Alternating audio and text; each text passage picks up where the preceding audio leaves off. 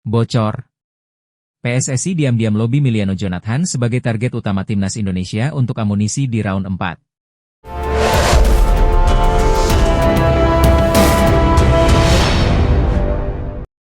PSSI dikabarkan tengah berupaya keras mendatangkan pemain keturunan yang kini bermain di FC Utrecht, Miliano Jonathan untuk perkuat timnas Indonesia di putaran 4 kualifikasi Piala Dunia 2026 zona Asia. Kabar ini dilaporkan oleh jurnalis Belanda, Dendens, yang menyebut bahwa Miliano Jonathan sebagai target utama untuk skuad asuhan Patrick Kluivert. Sebelumnya Ketua Umum PSSI juga telah mengkonfirmasi bahwa pihaknya akan menambah 2 amunisi baru pemain diaspora untuk skuad Garuda berposisi striker. Hal ini menyusul setelah kabar insiden cederanya Ola Romeni yang berpotensi absen membela timnas di putaran 4. Namun saat itu, Erick Thohir masih merahasiakan siapa calon pemain naturalisasi yang akan mempertajam lini depan timnas tersebut. Nama Miliano Jonathan memang sudah lama santer dikaitkan dengan timnas Indonesia. Miliano juga jadi nama yang paling dijagokan serta mencuat sebagai kandidat utama sebagai amunisi di putaran 4. Kini kabar dari jurnalis Belanda menyebutkan bahwa Miliano Jonathan sudah masuk radar PSSI dan menjadi target utama untuk timnas. Indonesia juga berusaha memikat Miliano Jonathan untuk berkarier di tim nasional di Asia. Negara yang ambisius ini melakukan segala cara untuk mengikat penyerang FC Utrecht tersebut dan menganggapnya sebagai target utama untuk tim yang dilatih oleh Patrick Kluivert, ungkap Denier.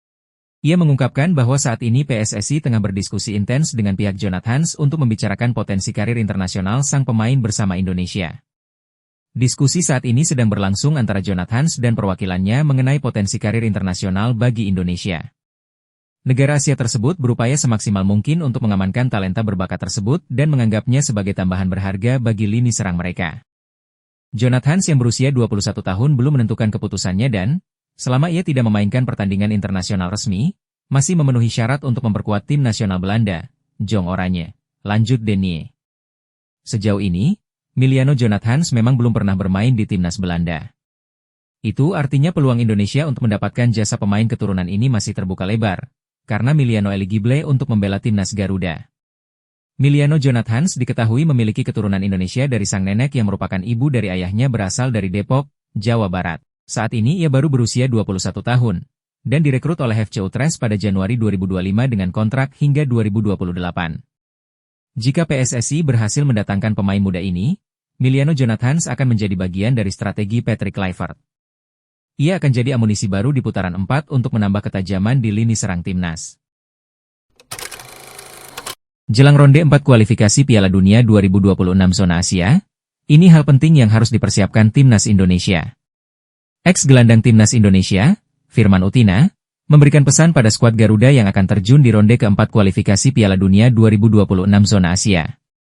Lawan yang bakal dihadapi timnas Indonesia pada putaran keempat grup B kualifikasi Piala Dunia 2026 zona Asia memang tidak enteng. Anak asuh Patrick Kluivert tersebut bakal berduel lawan timnas Arab Saudi dan timnas Irak. Mantan pemain timnas Indonesia, Firman Utina, berharap skuad Garuda bisa menyiapkan mentalitas yang tangguh untuk bisa bersaing menghadapi Arab Saudi dan Irak pada putaran keempat. Tak hanya itu, performa para pemain juga diharapkan bisa dijaga sesuai dengan standar. Bagi para pemain keturunan yang kini mulai merumput di Indonesia, mereka harus bisa mencapai performa terbaiknya di level klub. Kita tentu harus siap untuk menjaga mentalitas kita terlebih dahulu. Selain itu, kita juga jangan menurunkan standar kualitas pemain-pemain kita, baik itu yang lokal maupun naturalisasi, ujar Firman Utina dalam kanal YouTube Giba Sports. Jangan sampai, pemain-pemain naturalisasi yang kini bermain di Liga Indonesia itu jadi alasan jika performa timnas menurun. Jangan sampai itu menjadi alasan karena pemain berkompetisi di sini, tambahnya. Selain itu, mantan gelandang andalan tim Garuda yang telah mengoleksi 5 gol dari 66 caps internasionalnya itu juga mengingatkan soal kualitas Arab Saudi dan Irak yang harus benar-benar diantisipasi. Saya tetap percaya dengan tim nasional kita. Tetapi saya juga harus jujur mengatakan timnas harus lebih berhati-hati. Sebab, tim-tim dari negara Arab sekarang ini membangun timnya juga tidak asal-asalan, ujar dia. Kualitasnya Irak, walaupun kita lihat ada banyak kejadian di sana, tetapi performa mereka tetap luar biasa. Begitu juga dengan Qatar. Jadi, berat bagi timnas Indonesia kalau kita hanya melihat tim nasionalnya kita, imbuhnya. Selain itu, Firman Utina juga menekankan soal pengalaman negara-negara lawan, terutama Arab Saudi. Sebab mereka sudah sering berpartisipasi di Piala Dunia. Ini tentu menjadi modal tersendiri. Apalagi selain itu Arab Saudi juga jadi tuan rumah. Mudah-mudahan kita bisa melewati putaran keempat ini, tetap kita juga harus tetap mengantisipasi. Karena tim-tim lawan ini sudah siap dan berpengalaman untuk bermain di kancah Piala Dunia, seru Firman Utina. Pelatih Timnas Indonesia, Patrick Kluivert akan bergerak cepat mengajukan sejumlah nama pemain untuk dinaturalisasi demi bisa perkuat Timnas Indonesia di round 4. Hal itu diketahui melalui Instagram Sekjen PSSI, Arya Sinulinga, pada Rabu 23 Juli 2025. Dalam postingan Arya Sinulinga, ia menyatakan Patrick Kluivert sudah menyodorkan nama-nama pemain untuk dinaturalisasi. Arya Sinulinga mengatakan soal pemain naturalisasi terus menjadi poin penting dalam tubuh skuad Timnas Indonesia. Salah satu yang menjadi agenda pembahasan kami adalah tambahan pemain diaspora. Pelatih Timnas telah memfinalkan nama-nama calon pemain naturalisasi berdasarkan perkembangan terakhir, kata Arya Sinulinga dilansir dari Instagram. Pria berkacamata itu mengatakan menyambut baik permintaan pelatih asal Belanda itu. Oleh sebab itu, pihaknya akan bergerak cepat untuk proses pemain naturalisasi. Ketum PSSI pun mendukung penuh dan telah menyetujui. Sejalan dengan hal itu, kita semua akan bekerja sama dengan seluruh elemen yang terlibat, agar semua proses berjalan dengan cepat, ujarnya. Arya mengatakan PSSI akan langsung memantau nama-nama pemain tersebut, jika Patrick Kluivert sudah memberikan rekomendasi. Tak kalah penting, delegasi juga akan memantau langsung pertandingan serta latihan mereka. Itu guna memastikan kualitas para calon pemain sesuai dengan standar yang dikehendaki Patrick Kluivert, katanya. Semua ini adalah bagian dari upaya kami bersama membuat Timnas Indonesia lebih kompetitif dan mengharumkan nama bangsa di ajang internasional seperti kualifikasi Piala Dunia 2026, lanjutannya. Pemain yang disodorkan pun cukup mengejutkan. Semua pemain inti di klubnya, Eropa, ya bisa dibilang grade A+, tandasnya. Sebelumnya PSSI mengkonfirmasi Mauro Zijlstra dan 2 pemain lainnya sedang dalam tahap proses naturalisasi. Kami sedang mendorong beberapa tambahan. Seperti apa? Saya belum bisa ngomong. Tapi ada 2 tambahan yang kami sedang seriuskan, kata Ketum PSSI Erick Thohir kepada wartawan, Jumat, 18 Juli 2025. Dan sepertinya tadi malam, Kamis, 17 Juli, dua-duanya sudah berkomitmen untuk bergabung. Ya pemain depan. Kalau bek tengah, kanan, kiri sudah banyak, ya jadi pemain depan lah, ujarnya menambahkan. Nah dia, Mauro, umurnya 20 tahun, tapi di sepak bola modern, Lamine Yamal saja masih muda bisa bagus.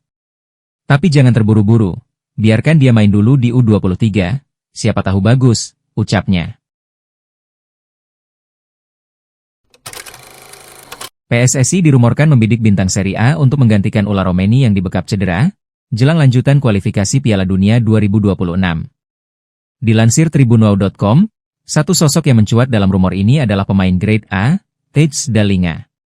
Akun Instagram seputar Timnas Indonesia, Kabar Bola Gadura, menyebut Thijs Dallinga merupakan keturunan berdarah Tanjung Priuk, Jakarta.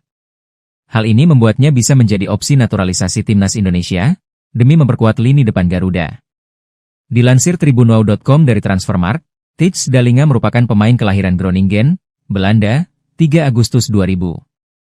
Pemain berusia 24 tahun itu memiliki tinggi 1,90 meter, dan menempati posisi sebagai penyerang depan tengah. Sosok dengan kaki dominan kanan itu kini membela klub Serie A Italia, Bologna FC, sejak 23 Juli 2024. Di sana, ia dikontrak hingga 30 Juni 2028. Saat ini, Thijs Dallinga memiliki harga pasar 208,58 miliar rupiah. Thijs Dallinga mengawali karirnya lewat klub pemuda, FC Sideburen, VV Hogezan, 2012, FC Emmen, 2012 hingga 2018. Sebelum gabung Bologna FC, Thijs Dallinga sempat membela klub divisi pertama Prancis, Toulouse. Sementara di Belanda, ia terakhir merumput bersama Excelsior Rotterdam. Sepanjang karirnya, Thijs Dallinga mengoleksi 4 gelar. Trofi yang diraih ini antara lain top goal scorer Keukenkampioen divisi musim 2021-2022 dengan 32 gol, dan top goal scorer Coupe de Grange musim 2022-2023 dengan 6 gol. Kemudian ia juga meraih French Cup Winner musim 2022-2023 bersama FC Toulouse, serta Italian Cup Winner musim 2024-2025 bersama Bologna FC. Sementara itu, terkait rekam jejak di tim nasional, Thijs Dallinga rupanya pernah mendapat panggilan timnas Belanda, 1 kali, di mana ia main 45 menit. Di timnas senior Belanda, ia debut 21 November 2023, era pelatih Ronald Koeman. Givari Oread untuk bergabung dengan timnas Indonesia mendapat sorotan tajam dari media Arab Saudi. Laporan terkait menekankan bahwa pemain ini bisa menjadi ancaman serius bagi negara-negara di Eropa tak terkecuali Arab Saudi.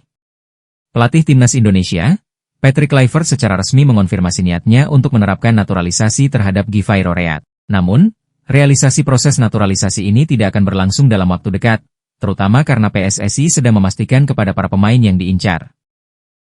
Walaupun begitu, keterlibatan Oread bisa menjadi kenyataan saat timnas Indonesia berkompetisi dalam lanjutan kualifikasi Piala Dunia 2026 zona Asia pada Oktober 2025. Media Arab Saudi, Yalla Sport pun menunjukkan ketertarikan khusus terhadap perkembangan ini. Jika proses naturalisasi berjalan dengan lancar, Oread pemain Feyenoord berpotensi mengenakan seragam timnas Indonesia tepat waktu, dan mereka akan memiliki kesempatan untuk menghadapi kita di round 4, begitu tulis laporan Yalla Sport. Ini tentu akan menjadikan skuad Indonesia semakin kuat dan tentu akan menjadi ancaman berarti bagi negara-negara yang akan dihadapi. Lanjutnya, pemberitaan rumor pemain keturunan Indonesia, seperti Givari Oread, dan banyak lagi yang lainnya, mulai sangat ramai di sini, Arab Saudi, terangnya. Saya juga berharap dengan Federasi Sepak Bola Arab Saudi, federasi juga serius untuk mengikuti jejak Indonesia. Lanjutnya, dengan skuad yang lalu kita kalah, jadi dengan tambahan pemain top Eropa, tidak ada yang tak mungkin jika Indonesia akan mengalahkan kita lagi, tutup Yalla Sport. Timnas Indonesia U23 berhasil membuat rival abadinya yakni Malaysia tersingkir di ajang Piala AFF U23 2025. Meski skuad Garuda tak mampu mengalahkan Malaysia, namun, hasil ini sudah cukup untuk membuat publik Malaysia merasakan kekecewaan yang begitu mendalam. Ya, timnas Malaysia hanya mampu duduk di peringkat ketiga klasemen akhir grup A dengan koleksi 4 poin. Hasil tersebut jelas tidak cukup untuk mempertahankan mereka di ajang Piala AFF U23 kali ini. Tak hanya para fans yang kecewa, pelatih timnas Malaysia U23, Nafuzi Zain, juga menyampaikan rasa kecewanya lantaran timnya gagal melangkah ke semifinal. Apalagi, kegagalan ini berawal dari kekalahan mereka di laga perdana melawan timnas Filipina U23. Meski begitu, Nafuzi tetap mengapresiasi performa anak asuhnya, terutama saat bermain di hadapan 27.000 supporter Indonesia yang memenuhi GBK. Menurutnya, para pemain Malaysia mampu mengantisipasi tekanan yang diberikan supporter, menjaga emosi mereka, dan beberapa kali mengancam gawang Indonesia yang dijaga Cahya Supriyadi. Memang sedikit kecewa ketika kita bertemu Filipina kami kalah. Tapi, seperti yang saya bilang, kita bisa memberikan penampilan yang baik, memberi perlawanan. Namun, hanya ada kesalahan sedikit yang memberikan keuntungan untuk pihak lawan. Pertama-tama, semua pemain saya malam ini memberikan semangat juang yang tinggi. Apalagi, kita bertemu dengan Indonesia, tim tuan rumah, dengan kehadiran penonton yang begitu ramai. Tetapi, mereka bisa mengantisipasi tekanan, menjaga emosi, dan bermain dengan penuh keyakinan. Tapi, saya sendiri kecewa karena tidak lolos ke semifinal. Tetapi, hal yang ditunjukkan di pertandingan ini membuktikan adanya peningkatan prestasi dari laga ke laga karena ini adalah pasukan muda yang baru dibentuk, ungkap Nafuzi Zain. Di sisi lain, di balik pulang kampungnya timnas Malaysia di ajang Piala AFF U23, ada yang lebih menjadi sorotan dari hal itu. Ya, hal itu lantaran, nama Aisar Hadi mendadak viral usai pertandingan panas antara timnas Indonesia U23 versus timnas Malaysia U23 malam tadi. Dalam laga itu, ada momen di mana pemain dengan nomor punggung 13 itu mendapat kartu kuning karena pelanggaran keras terhadap Jens Raven. Namun sorotan utamanya bukan hanya karena pelanggaran tersebut. Akan tetapi, fisik Aisar yang dianggap lebih matang dari umumnya pemain U23. Jelas hal tersebut memicu gelombang komentar publik sepak bola Asia Tenggara. Banyak yang mempertanyakan keabsahan usia pemain tersebut, bahkan menuding Aisar melakukan pencurian umur. Para netizen menduga, jika Aisar sudah melampaui umur 23 dan bahkan dituduh sudah mencapai umur 30 tahun ke atas. Tagar curi umur dan Aisar Hadi bahkan sempat trending di platform X, menunjukkan besarnya perhatian publik terhadap isu ini. Sejumlah netizen juga menuntut Federasi Sepak Bola ASEAN untuk melakukan investigasi resmi terkait keabsahan dokumen usia sang pemain. Jelas jika hal tersebut memang benar adanya, maka sudah dipastikan, Federasi Sepak Bola Malaysia akan kena imbasnya. Apalagi kasus pencurian umur ini memang sangat dilarang oleh siapapun termasuk Federasi Sepak Bola Dunia, atau yang lebih kita kenal dengan istilah FIFA. Timnas Indonesia akhir-akhir ini terus memberikan kabar yang mengejutkan. Terbaru, skuad Garuda dilaporkan bakal menambah kekuatan dengan melakukan proses naturalisasi pemain. Salah satunya adalah Mauro Zylstra. Pemain yang kini merumput di Eredivisie bersama FC Volendam dilaporkan sedang diproses naturalisasi sebagai pemain timnas Indonesia. Selain Mauro, ada Crescencio Summerville, yang sedang berkarir di Inggris bersama West Ham United juga menjadi incaran timnas Indonesia. Bahkan, pihak PSSI, Arya Sinulinga sudah membocorkan para pemain yang akan diproses demi timnas Indonesia. Saya mewakili PSSI, sangat terbuka untuk semua pemain yang bermain di Eropa dan tentu memiliki darah Indonesia. Semua sangat terbuka, ujar Arya. Penambahan pemain naturalisasi ini membuat media Irak bak kebakaran jenggot. Indonesia akhir-akhir ini terus membuat gebrakan, kabarnya mereka ingin menambah pemain naturalisasinya demi lolos Piala Dunia. Ini gila, tulis Win-Win. Kami pikir jika ini terus terjadi, tidak lama lagi tim nasional Indonesia akan menjadi raja di ASEAN bahkan di Asia, lanjutnya. 3 kali pertemuan Indonesia selalu kalah dengan kita, Irak, namun untuk kali ini, saya rasa Irak akan mengalami kekalahan, terangnya. Laga sangat seru baru saja tersaji antara timnas Indonesia U23 versus Malaysia U23 dalam laga terakhir fase grup Piala AFF U23 2025. Ya, dalam laga ini, pelatih timnas Indonesia Gerald van den Burg hampir menurunkan skuad terbaiknya di starting line-up. Bermain di Stadion Gelora Bung Karno, tensi tinggi langsung terlihat sejak awal pertandingan. Terbukti, baru menit ke-6, Malaysia sudah mendapatkan kartu kuning pertamanya. Meski pertandingan lebih banyak dihabiskan untuk pelanggaran-pelanggaran tidak perlu, namun, timnas Indonesia terus berusaha untuk mengurung pertahanan Malaysia. Memasuki menit 10, lemparan ke dalam Robbie Darwish yang mengarah langsung ke kotak penalti Malaysia bisa disambut oleh tandukan. Namun sayang, peluang tersebut belum membahayakan. Indonesia sempat melepaskan tembakan jarak jauh di menit ke-16 yang tanpa kesulitan ditangkap oleh kiper Malaysia, Zulhilmi bin Syarani. Kemudian peluang emas juga didapat Indonesia pada menit ke-26 lewat kerja sama Victor Dethan dan Raihan Hanan. Victor mengirim umpan kepada Raihan yang sudah berhadapan dengan kiper, namun lagi dan lagi, itu belum mampu mengubahnya jadi gol.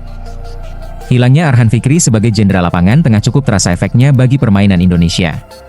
Sebab, tak ada pemain yang mengatur aliran bola dari tengah sehingga Indonesia lebih banyak mengandalkan serangan dari sisi sayap. Memasuki babak kedua, pelatih Gerald van den Burg menginstruksikan anak asuhnya untuk tampil lebih tenang dan juga lebih menyerang. Peluang-peluang pun didapatkan, namun, penyelesaian akhir masih menjadi masalah. Meski begitu, skuad Garuda Muda pantang untuk menyerah dan mampu mengacaukan pertahanan Malaysia U23. Terlepas dari hasil pertandingan, sebelumnya, pelatih timnas Malaysia U23, Nafuzi Zain, sangat mengakui kualitas para pemain timnas Indonesia U23. Menurutnya, meskipun skuad Garuda Muda tampil di Piala AFF U23 2025 ini tanpa adanya laga uji coba, namun kualitas para pemainnya tak dapat diragukan lagi. Pelatih berusia 46 tahun itu menilai bahwa sebagian besar pemain timnas Indonesia U23 sudah memiliki pengalaman. Pengalaman yang dimaksud adalah tampil secara reguler di level klub. Walau kita melihat Indonesia tidak menggelar uji coba, tapi saya lihat kualitas pemain mereka. Memang kita sudah tahu, perbandingan dengan pemain kita, agak jauh berbeda. Kebanyakan pemain Indonesia adalah pemain Liga 1 yang begitu matang, berpengalaman, dan elit. Jadi ini suatu tugas yang berat untuk kami, ungkap Nafuzi Zain. Sementara itu, pelatih timnas Indonesia U23, Gerald van den Burg, mengakui laga kontra Malaysia U23 bukan sekadar pertandingan biasa. Baginya, pertandingan tersebut memiliki tensi tinggi layaknya laga rivalitas antar negara di Eropa. Bahkan, van den Burg membandingkan atmosfer Indonesia versus Malaysia dengan rivalitas yang pernah ia alami saat membela timnas Belanda. Meski mengakui rivalitas tersebut, mantan pemain PSV Eindhoven itu mengingatkan anak asuhnya untuk tetap menaruh respek di atas lapangan. Saya rasa semua negara yang letaknya berdekatan pasti memiliki rivalitas tersendiri. Dulu saya juga merasakan ketika bermain melawan Jerman atau Belgia, suasananya selalu berbeda. Namun, paling penting dalam pertandingan adalah kami punya rasa hormat untuk Malaysia, tapi tentu saja kami tetap berusaha mengalahkan mereka dengan gaya permainan kami, ungkap van den Burg. Di sisi lain, legenda sepak bola Malaysia, Safi Salih, pernah mengungkapkan rasa takjubnya dengan prestasi luar biasa yang diraih oleh timnas Indonesia. Menurutnya, prestasi ini menjadi pertanda bahwa timnas Indonesia sedang menunjukkan level kejayaannya dalam sepak bola. Bahkan dia menyatakan, bahwa salah satu faktor yang membuat Indonesia begitu unggul adalah pengelolaan liga sepak bolanya. Menurut Safi, situasi ini membuat perkembangan pemain muda Indonesia jauh lebih baik dibandingkan dengan Malaysia. Ini terlalu gila. Indonesia membuktikan kalau mereka benar-benar menuju masa kejayaan, timnas Malaysia perlu mencontoh Indonesia. Ketika saya bermain di Indonesia, mereka punya banyak pemain berbakat, jumlah klub profesionalnya juga banyak. Di Liga, mereka punya banyak tim di divisi teratas Liga 1, tepatnya 18 tim, lalu ada divisi lain yang punya 20-28 tim.